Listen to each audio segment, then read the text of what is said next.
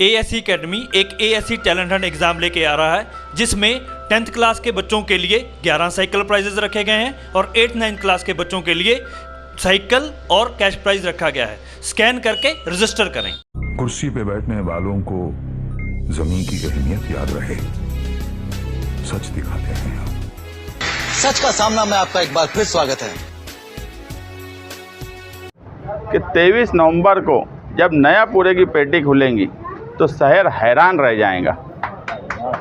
इस शहर में अगर नयापुरे के लोगों ने साथ दिया, नयापुरा हमेशा लीडर देने का काम किया।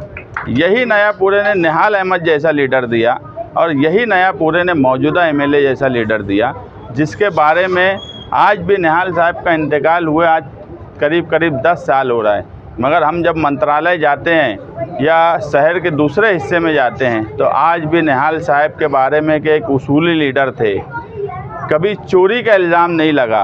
समाजवादी पार्टी नयापुरे की आज राब्ता ऑफिस का इफ्तिताह हुआ और आप देखेंगे कि इस राब्ता ऑफिस से इलेक्शनी कामकाज नयापुरे के पूरे हिस्से के यहाँ से किए जाएंगे। नयापुरा वो हिस्सा है जहाँ निहाल साहब रहे, जहाँ आज के मौजूदा एमएलए मुफ्ती मोहम्मद इस्माइल रहे।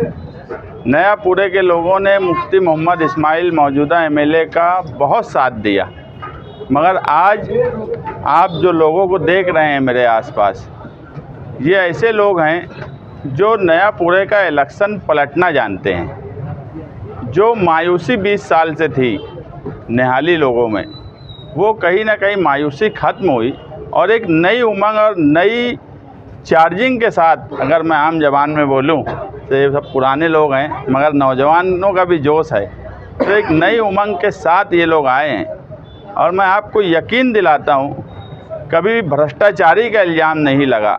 ये निहाल अहमद थे जो आज भी महाराष्ट्र में जब जाओ बोला जाता है, और यही आज मौजूदा एमएलए जो नयापुरे के हैं, जब कहीं चले जाओ दूसरी पार्टी के लीडरान से मिलो तो एक ही बात बोली जाती है कि सिर्फ पैसा पैसा पैसा। 5 साल इन्होंने मंत्रालय की गलियों में सिर्फ पैसे के लिए घूमा और कहीं ना कहीं ये मालेगांव और नयापुरे जैसे पढ़े लिखे, जहाँ पे उल्मा रहते हैं, जहाँ पे टीचर्स रहते हैं, डॉक्टर्स रहते हैं, एक ऐसा तबका रहता है जो मालेगांव शहर को एक राह बताता है, ऐसे हिस्से के एमएलए रहने के बाद भी उन्होंने मालेगांव शहर की बदनामी ही की है। आप किसी भी दूसरे सियासी पार्टी के लीडर से आप पूछिए।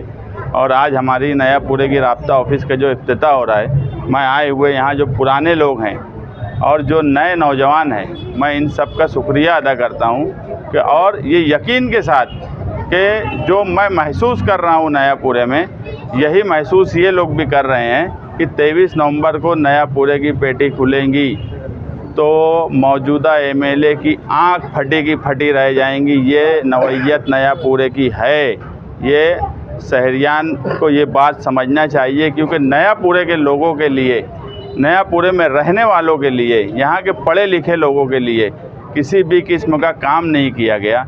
यहाँ तक कि मुझे नयापुरे के लोगों ने बोला कि एक आम एमएलए का लेटर लेने के लिए भी हमें दर भटकना पड़ता था। कभी कोई पनपट्टी पे भेजा जाता था, कभी कोई जगह भेजा जाता था।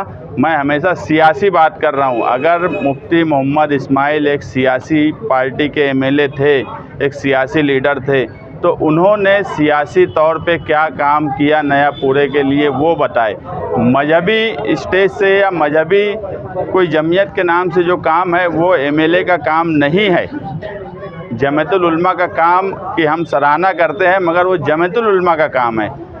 पॉलिटिशियन होने के नाते इन्होंने नयापुरे के लिए एक लेटर तक नहीं दिया। गरीब लोग जब आते हैं, मैं कई लोगों को कांदे का यानी वो जो क्या नाम है उनका लेटर, दूसरे एमएलए का लेटर हमारे पास आते देता था कि उनका काम हो जाए। ऐसे हालात नयापुरे के आम लोगों के रहे कि नहीं रहे?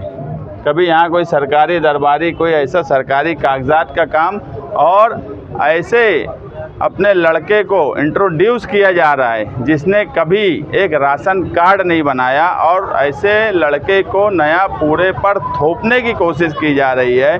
उसके बड़े बड़े फ़ोटो लगाए जा रहे हैं, जिसने कभी एक किसी का जन्म दाखिला नहीं बनाया, मृत्यु दाखिला नहीं बनाया, राशन कार्ड नहीं बनाया, कभी एफडीओ नहीं गया, कभी ज़मीन पे कोई काम नहीं किया, सिर्फ इसलिए कि वो उनका लड़का है, इसलिए ख़ानदानी अजारादारी, ख़ानदानी विरासत उसको दी जाए, ये शहर कभी बर्दाश्त नहीं करेगा।